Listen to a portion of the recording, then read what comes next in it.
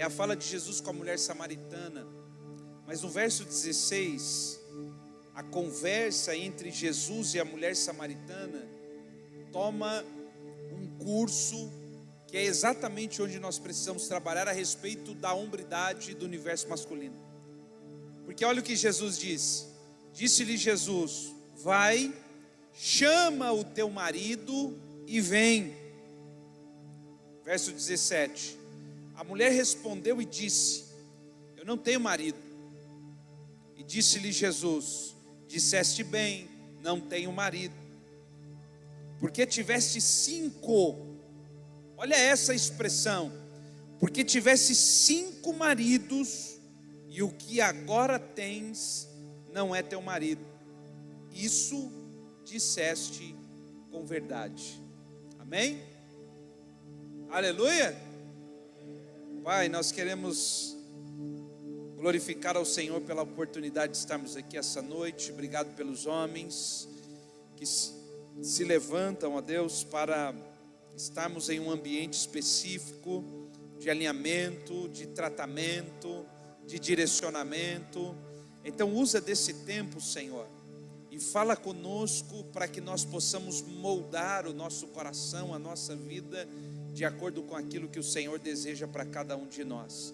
Que a Tua palavra, que é viva e eficaz, possa produzir em nós frutos, e que esses frutos de fato saltem para a vida eterna. É o que nós oramos nessa noite no nome de Jesus. Amém e amém. Queridos, olha que coisa interessante. A fala de Jesus com a mulher samaritana, ela traz uma responsabilidade para nós, que talvez nós ainda não tenhamos entendido a responsabilidade de um homem. Veja que no meio do diálogo, no meio da conversa, Jesus olha para a mulher e diz assim: olha, para que a gente continue a nossa conversa, vá lá e chame o seu marido. Nós vamos continuar tendo a conversa, mas para que ela continue, eu preciso que você vá chamar o seu marido. Primeiro ponto que eu quero abordar com você aqui é sobre quem já faz parte de um matrimônio. Essa mulher está tendo uma experiência tão profunda com Jesus, mas chega um momento daquela experiência que Jesus diz assim para ela: olha, se você quer avançar mais, você precisa chamar o seu marido e vir, porque não tem como você avançar sozinha. A primeira questão que eu quero colocar aqui essa noite são maridos que são o freio de mão no ministério da sua esposa. O que Jesus está dizendo para aquela mulher é: nós precisamos avançar nessa conversa, nós precisamos avançar na nossa experiência, mas para que isso avance, você precisa chamar o seu marido para que nós juntos possamos ter essa experiência. Sabe, isso traz para nós uma responsabilidade enorme, no sentido de entender que existe um momento na vida da mulher que ela só vai continuar avançando se ao lado dela estiver um homem bem posicionado. O que Jesus está dizendo para aquela mulher é exatamente isso. Olha, está sendo muito bacana o que nós estamos vivenciando aqui, mas para que isso continue, para que isso tenha êxito, vai chamar o seu marido para que a gente continue juntos.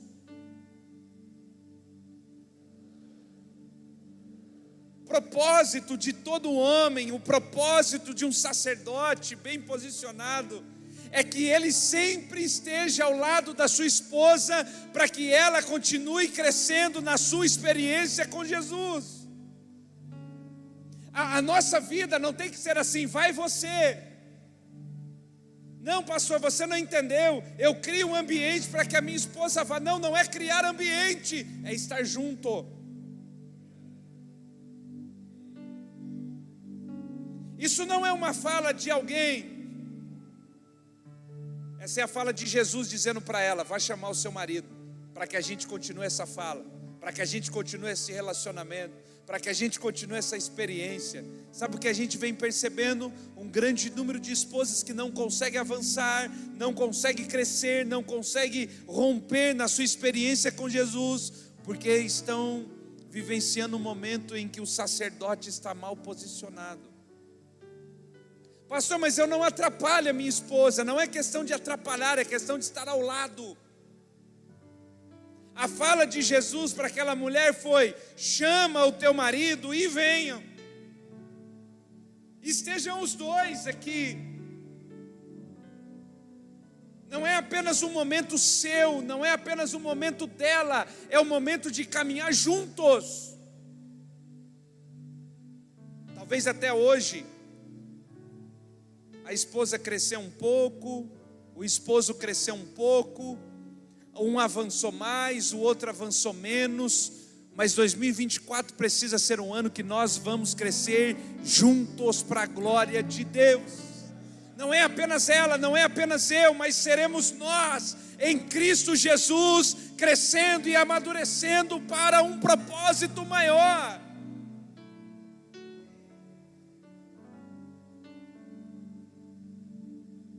Mas olha só que interessante. A primeira coisa que Jesus diz para aquela mulher é: chama o teu marido. Chame a figura masculina da casa, traga ela aqui. Chame ela. E aí, para surpresa nossa, vem a fala da mulher. Porque a fala da mulher é: Senhor, eu não tenho marido.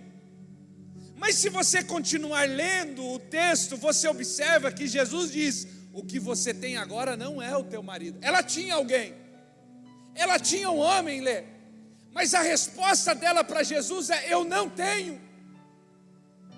Porque é essa geração de homens que está sendo levantada nesses dias. É a geração que você está, mas não é reconhecido como está. Mas não é porque não é reconhecido por falta de reconhecimento, é porque não está posicionado da maneira correta. A fala daquela mulher revela a fala de muitas mulheres hoje. E quando eu digo mulheres, eu não estou falando apenas as casadas, eu estou falando que as mulheres solteiras estão com dificuldade de encontrarem homens. A fala de Jesus foi: chame um homem. A resposta da mulher foi: eu não tenho um homem. Mas ela tinha. Ela está externando para Jesus não um pecado, não é um pecado, ela está externando um problema. Ela não está falando da vida pecaminosa, porque Jesus vai dizer que quem estava com ela era o seu marido. Porque essa é a fala de Jesus. Você tivesse 5 maridos e o marido que você tem agora não é seu. Jesus chama de marido. Ela não está confessando um pecado, ela está revelando um problema. Senhor, eu até estou ao lado de um homem, eu até estou dentro da casa com um homem, Senhor, eu até estou me relacionando com um homem, mas não é posicionado da maneira como o Senhor gostaria, não é posicionado da forma como deveria. Então isso saltou no meu coração, algumas perguntas e algumas respostas. Que tipo de homem nós precisamos ser, para ser de fato esse homem que se apresenta quando o Senhor chama? Porque o que está acontecendo aqui é um chamado: vai e chama o teu marido e venham. Qual é o tipo de homem que responde ao chamado de Jesus? Para estar dentro de um propósito, para que a esposa não seja como essa mulher dizendo: Senhor, eu até tenho, mas ele não pode responder a esse chamado. Eu até tenho, mas ele não pode responder a esse propósito. Veja, o primeiro tipo de homem que nós não podemos ser, para dar uma resposta ao chamado de Deus, são homens que amam mais o prazer do que a responsabilidade. Sabe, os homens que se relacionaram com essa mulher, os 5 e o que estava se relacionando agora, amavam mais o prazer do que a responsabilidade que precisavam ter. Os homens de hoje não são diferentes desse homem, ou dos 5 homens que tiveram,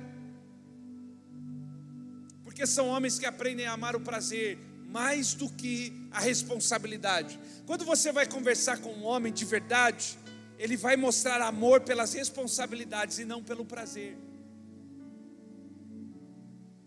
Um homem posicionado em Deus é um homem que vai abraçar as responsabilidades da vida e vai abraçar isso com prazer e amor.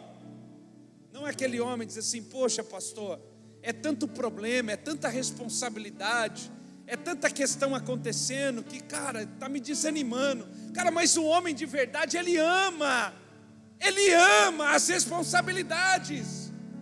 O homem de verdade, ele ama a responsabilidade de dizer: como é que eu posso fazer, como é que eu posso crescer, como é que eu posso prosperar para que a minha família viva melhor. Ele ama isso. Esse é o desafio do homem. Agora, os homens de hoje buscam um prazer. Qual é o prazer hoje? Que tem roubado de nós a visão de abraçar a responsabilidade. Poxa, todos os homens que se envolveram com essa mulher certamente tiveram prazer, mas na hora da responsabilidade do chamado de Jesus, eles se isentaram, não compareceram, mas na hora do prazer estavam lá, porque são homens que amam o prazer, mas fogem das responsabilidades. Se tem uma coisa que nós precisamos ter em Cristo Jesus, é abraçar as responsabilidades. É por isso que Deus, quando chegou no jardim, Ele não cobrou Eva. Ele foi diretamente a Adão e disse: por que comeste do fruto que eu disse para você? Eu não falei para Eva, eu falei para você não comer dele. A responsabilidade foi dada para você.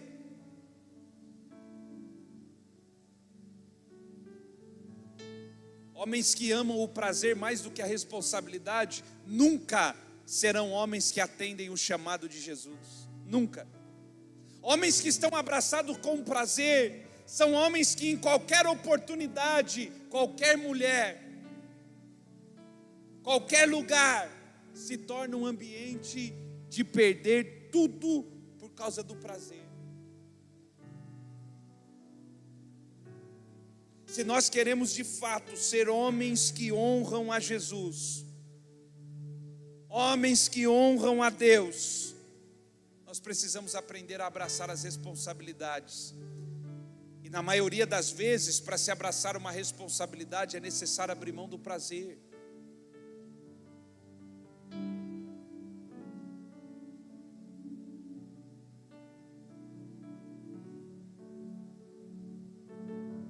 A responsabilidade, ela precisa sobressair o prazer. Quando isso acontece, então nós estamos dando um passo na direção do chamado correto de Jesus. O problema é que nós estamos dentro de uma cultura que aprendeu a amar mais o prazer do que a responsabilidade. Quando eu digo sobre responsabilidade, irmão, eu quero entender, nós estamos falando para homens aqui. Todos nós temos responsabilidades. Todos nós buscamos alguma coisa. Eu creio nisso. Mas para que nós possamos ser os homens que honram e não, de alguma maneira, responder ao chamado de Jesus, nós precisamos abrir mão do prazer. Veja José dentro da casa de Potifar. José tem uma experiência única de prazer. Ninguém está vendo, ninguém está perto. E a palavra de José para a esposa de Potifar é bem específica. O meu Senhor me deixou a par de tudo. Eu tenho responsabilidade, mas Ele não me deixou você. Ou seja, é preciso ter uma divisão clara do que é responsabilidade e do que é prazer. Porque se nós não soubermos traçar essa linha, Irmãos, presta atenção, a quantidade de homens caindo por causa de prazer, não está escrito. Homens largando família, trabalho, perdendo tudo, por causa de prazer. Quer dizer então que eu não posso ter prazer? É óbvio que pode. Mas nós precisamos aprender uma coisa em Cristo Jesus. Quando Deus cria o homem, qual é a primeira coisa que Deus dá ao homem? Vamos lá, pense. Deus criou o homem, e qual foi a primeira coisa que Deus fez após criar o homem? Oi? O que ele fez? Deu um trabalho. Trabalho. O homem não tinha mulher, o homem tinha um trabalho. O homem não tinha relacionamento, o homem tinha trabalho.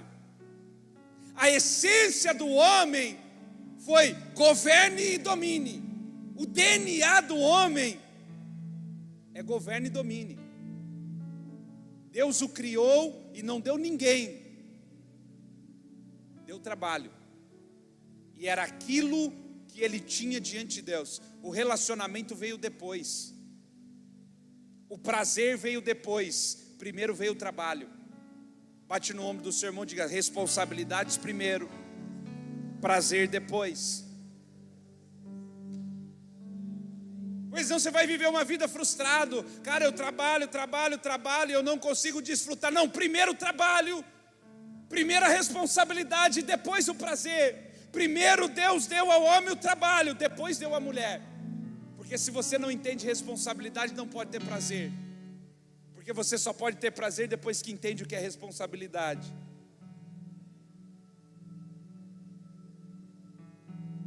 A tese, a teoria, o princípio deveria ser: enquanto não tem trabalho, não tem sexo. Você entendeu? Isso falando para o solteiro. Um monte de solteiro dizendo: eu quero fazer isso, mas não tem nenhum trabalho na vida. Sim, que é isso, pastor? Eu trabalho, tá? O seu trabalho sustenta uma família.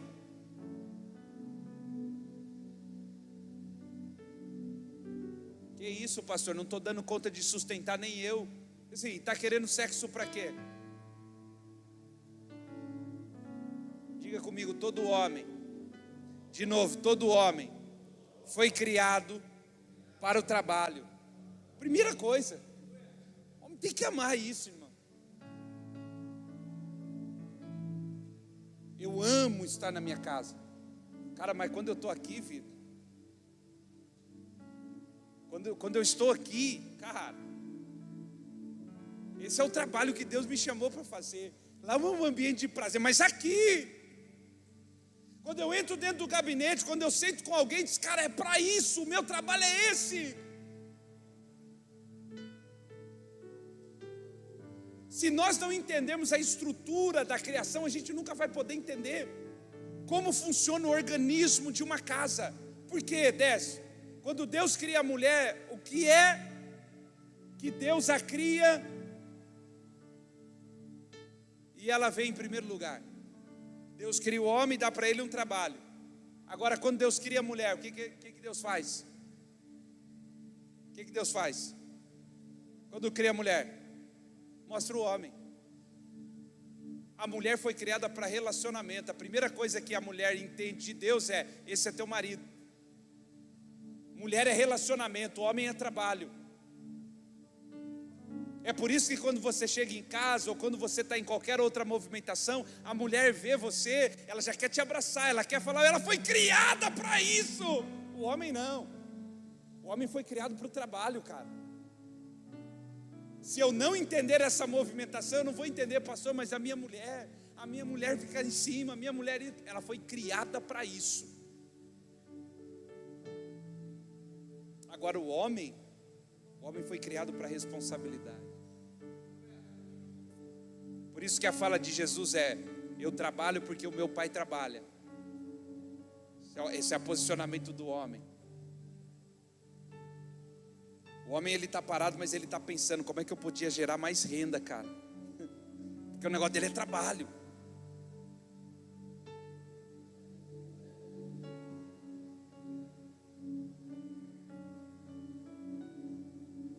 Se você não tem, presta atenção.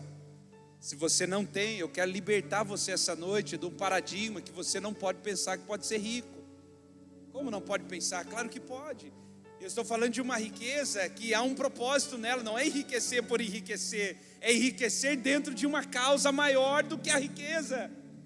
Só que isso está relacionado à forma que você se posiciona na terra. Como, pastor? Vivendo aquilo que Deus me criou para fazer. Trabalho. E quando eu falo trabalho, eu não estou falando de profissão, eu estou falando de trabalho.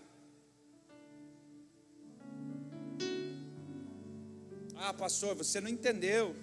Eu trabalho muito. Eu acredito. E por que ainda não decidiu? Se é um cara que trabalha muito, por que não decidiu trabalhar para você ainda?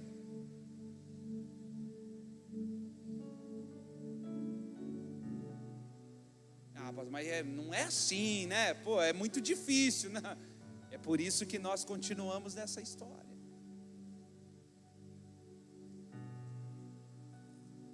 Há duas maneiras de viver. Não, presta atenção, não existe uma terceira, só há duas. Ou você trabalha para financiar o sonho de alguém, ou você trabalha para financiar o seu próprio sonho. Qual é a terceira dessa? Não existe. É ruim, pastor? É claro que não. Trabalhar para financiar o sonho de alguém é ruim? É óbvio que não. Mas se você entende o encargo que Deus colocou para você, e você sabe que pode fazer aquilo, abençoar a sua casa e a sua família, meu amigo. Então, primeiro ponto, nós precisamos aprender a amar mais a responsabilidade que o prazer. Quem abraça a responsabilidade, o prazer se torna ainda mais prazeroso.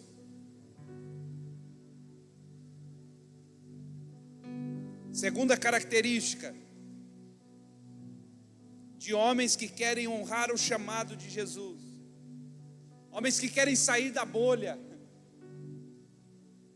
são homens que amam mais a vida do que o momento.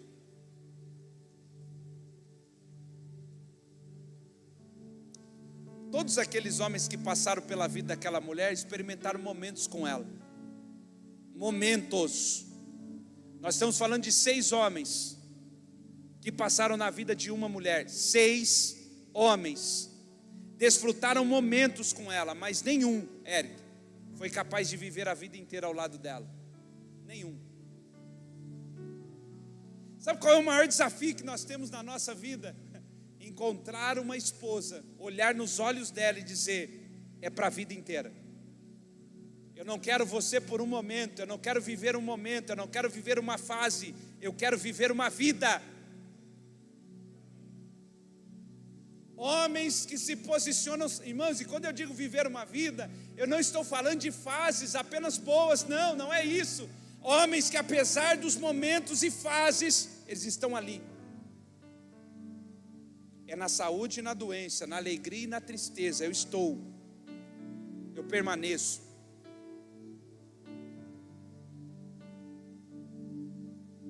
Esses homens amaram mais um momento do que a vida.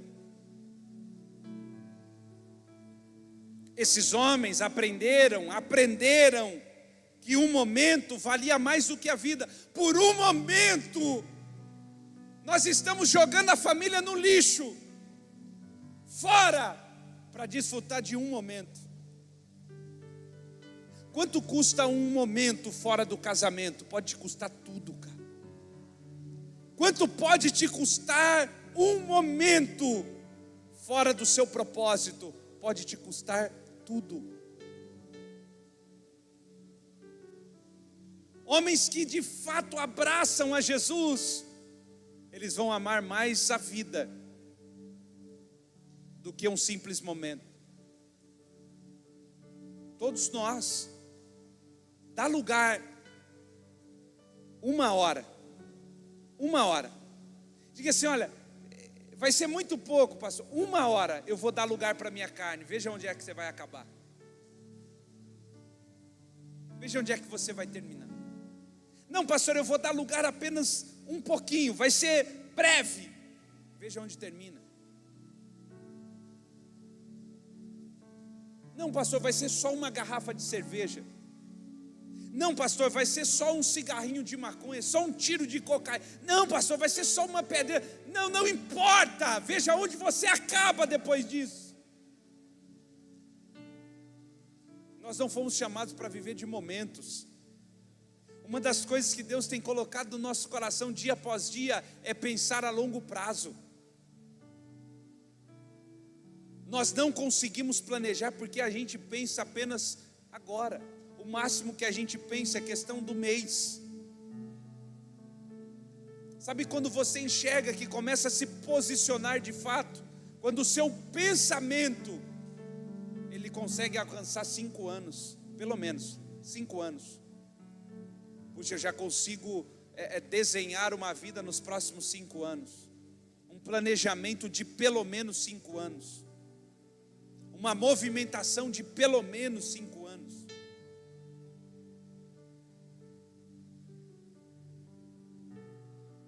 Foi o que eu disse aqui no domingo. Uma das primeiras lições que você aprende quando começa a investir, Aguinaldo, é tempo. Tempo. Você colocou o dinheiro em qualquer investimento, tempo. Sem tempo, investimento não rende. Sem tempo, casamento não rende. Sem tempo, não há como crescer nada.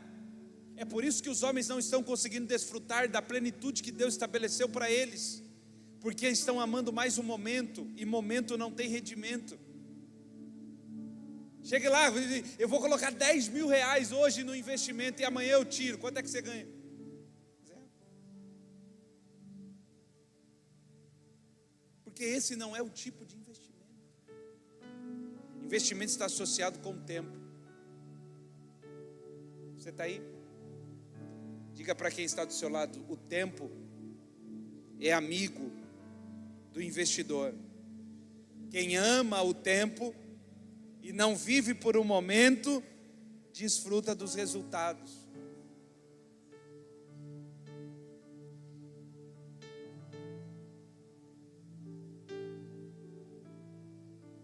Mas nós estamos aqui apaixonados pelo momento. Pastor, por um momento eu perdi tudo. Não pensei direito, não somei direito, não vi direito. E por um momento eu joguei fora tudo. É um momento. Terceira característica.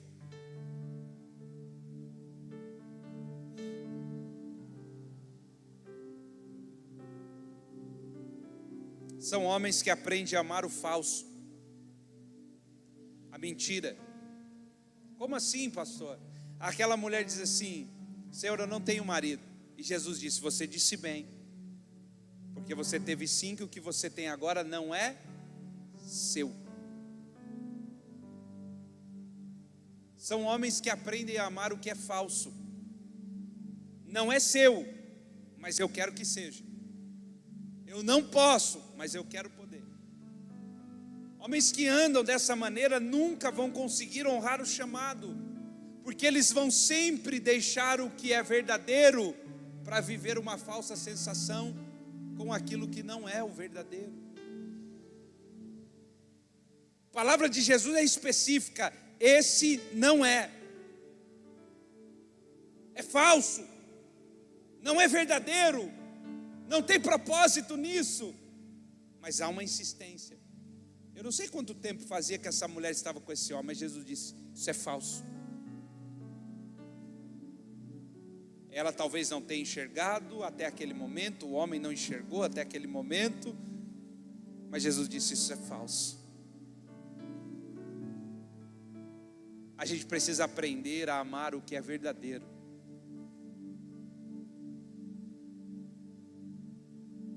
Quando você aprende a amar o que é verdadeiro, você descobre que o verdadeiro é real. A vida real é diferente.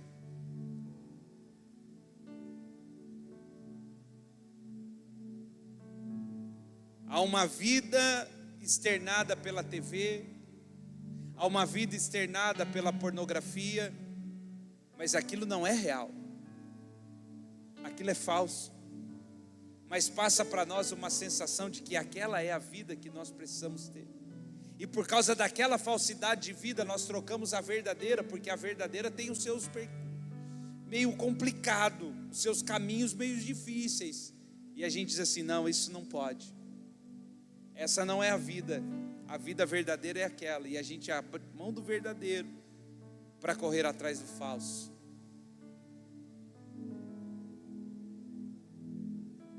Jesus disse para aquela mulher, e uma coisa que me impressiona: 6 homens passaram pela sua vida, e nenhum conseguiu conduzir aquela mulher até Jesus. Nenhum. Jesus precisa sair de Jerusalém, criar uma situação para encontrar uma mulher que o seu próprio marido, aliás, os 6 maridos, nunca conseguiram fazer.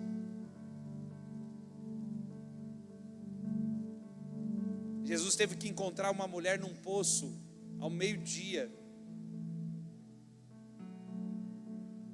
porque 6 maridos não conseguiam ter a vida para posicionar a sua casa. A minha pergunta que fica é: que tipo de homem nós somos, irmão? Que tipo de homem nós estamos nos tornando?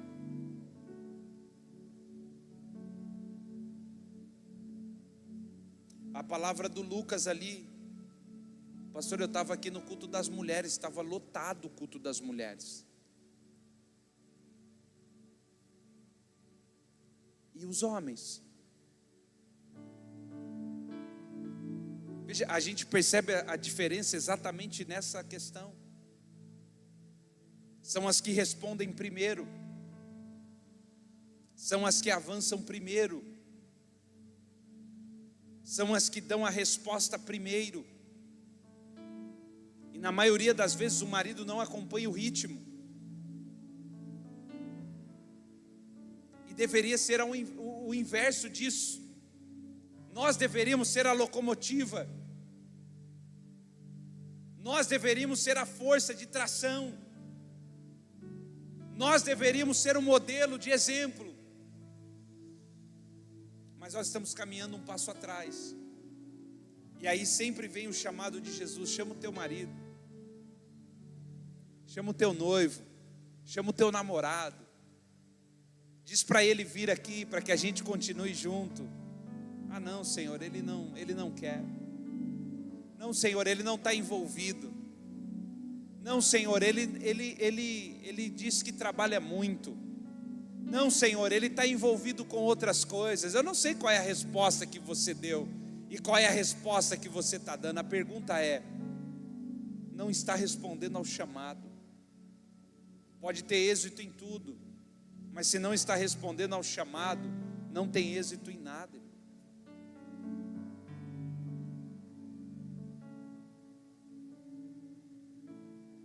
Para a gente encerrar, vamos trazer essa figura da mulher para a igreja.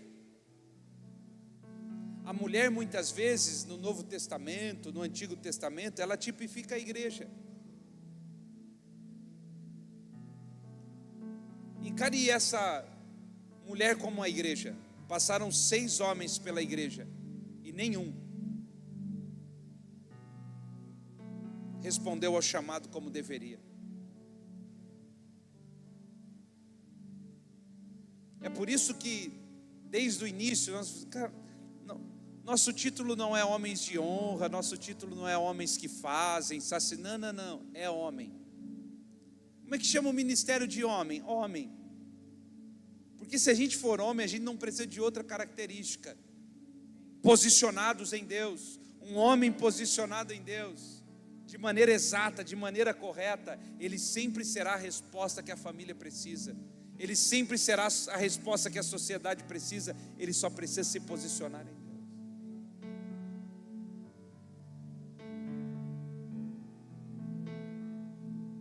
A quantidade de homens que estão na igreja, mas a falta de resposta, ela vai crescendo. E aí nós esperamos um outro movimento acontecer, para que a gente possa usufruir daquilo que está fazendo. Deus vai levantar uma geração de homens que vão transformar o seu ambiente. Não vão esperar. Ah, não, Jesus disse, passou 5, 6 e nenhum fez nada. Não, você será a mudança. Depois de você não vai precisar de um outro homem para fazer a diferença. Você vai fazer. Você será a resposta, você será o exemplo, você será a mudança, você será a flecha, para que um dia também se torne um arqueiro. Curva a sua cabeça por um instante. Pai, obrigado. Obrigado por esse ambiente, obrigado pela tua palavra, que ela possa ter caído em um ambiente fértil, em um ambiente de graça, em um ambiente onde nós possamos nos mover de maneira legítima para a glória do Senhor. Pai, nós oramos para que cada homem seja a resposta exata no ambiente onde ele está inserido. Pai, nós pedimos ao Senhor, por favor, nós não queremos que um outro homem se levante para fazer aquilo que nós deveríamos estar fazendo. Nos desperta, nos acorda, nos tira do nosso comodismo e coloca em nós senso de responsabilidade, de propósito, de vida. É o que nós oramos, gratos ao Senhor, no nome de Jesus. Amém, amém e amém.